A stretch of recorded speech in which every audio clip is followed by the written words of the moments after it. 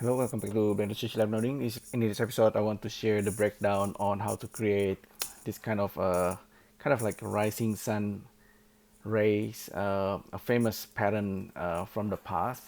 So it's pretty easy. I've done this a couple of times in the previous video. I think in this example, I'm using just a cylinder, so it doesn't need to be a flat one. So it could be like a cone like this, but we can flatten it. So I start with a cylinder and I provide this the number of meridians.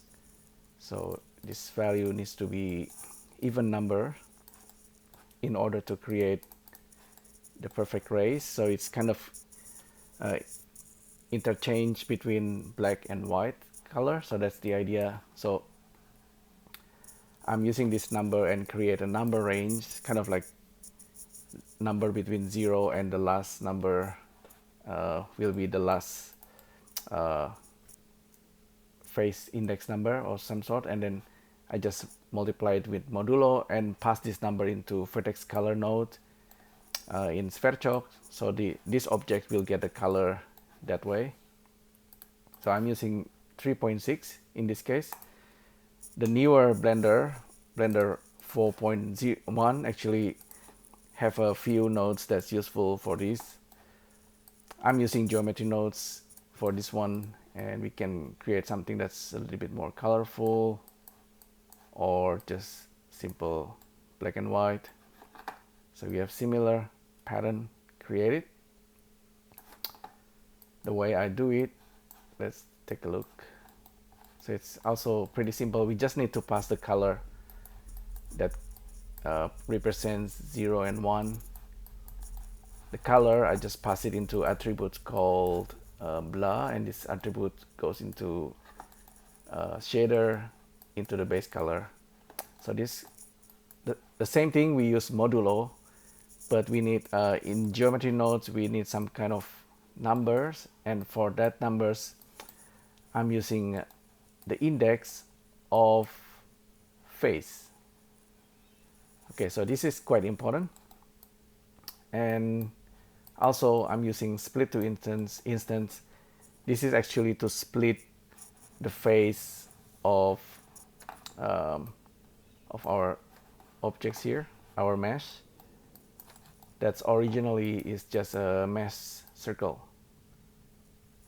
Okay, so mesh circle with a radius, we get a circles, and then we can fill the circles with the triangles pattern, and then we can separate the geometry. Actually, if we use separate, we don't need split to instance, but anyway, we don't need this node actually.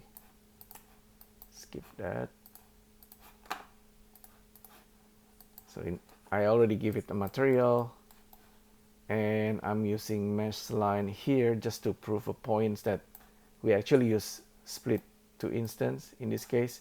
So we can create this kind of spiral stair this way. For the count, if we keep going with this, I think we can get nice spiral stairs.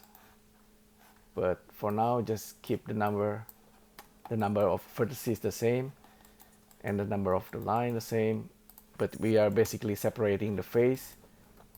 And for each instance, we give it a different color based on the index evaluate on domain of face. Yeah, so if we just skip if we skip this evaluate on domain, we can actually evaluate the points color differently. So could get different result like this. We just need to play with the number pattern. So instead of 0 1 0 1, we can actually use like a gradations of color between 0 and 1, and then by doing that we can have, you know, like a gradient color. So there's all sort of thing you can play around.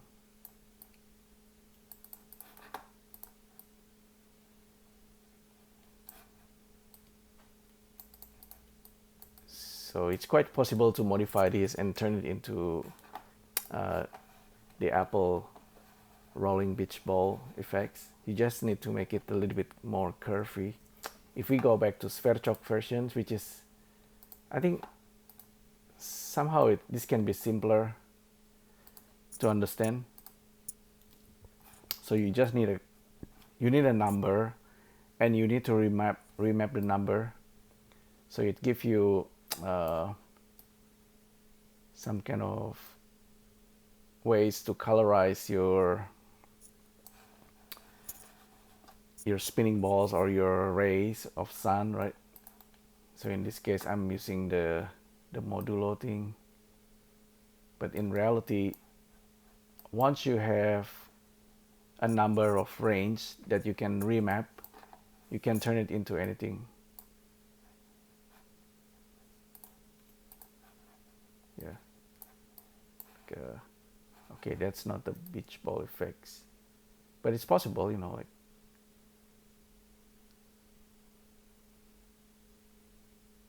Yeah, something like that. Just need to play around with these numbers as well. Oh, in this case, of course, I'm using the cylinder with the radius, and we have the parallel. Okay, keep it 10, the height, and we have the twist value. So with Sverchok, you have a cylinder and you can twist the cylinder, so you get this nice like curve. And then for the color, we just provide a number range into the hue, so we get this type of effects. Okay, just something, like reference for you if you're still learning this basic stuff. You can do the same in geometry nodes as well, but just slightly different. If you want to assign a color into particular phase, you can use this index of phase value instead of points or age. Play around with this. It's kind of interesting the way you can kind of pass the value or index of something and then use that value to colorize your objects or mesh. All right, so hopefully this is useful. Thanks again for tuning in, and I'll see you next time. Thank you. Bye.